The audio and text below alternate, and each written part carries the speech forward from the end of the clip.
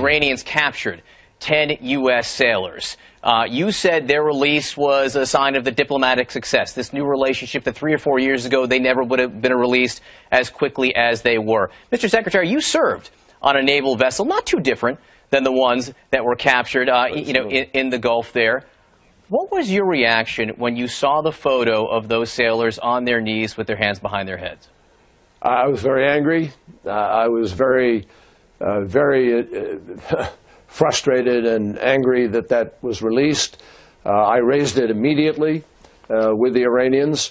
It was not put out by the Ministry of Foreign Affairs or the government directly. It was put out, I think, through the military over there and the IRGC, who have been opposed to what we are doing. They're opposed to, but I'm not excusing it. There's no excuse for it.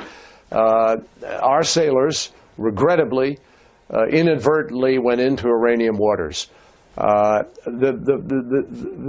challenge is that 3 or 4 years ago, you mentioned, we wouldn't have known who to call.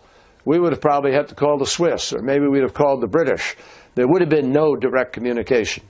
And it could have grown into a major kind of hostage confrontation the way it had previously. And there were people, by the way, in Iran now who certainly would have argued to hold on to them longer. But it was because we built a relationship, because we are working at this nuclear effort, because we are trying to turn a corner, as President Rouhani said, and Iran has joined into the Syria talks. And Iran agreed to a formula for a ceasefire, for a unity government, for a constitutional reform, and for an election in Syria.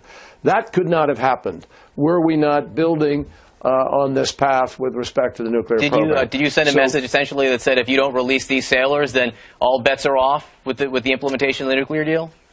I'm not going to discuss what I said or didn't say, but suffice it to say that I made it crystal clear how serious this was.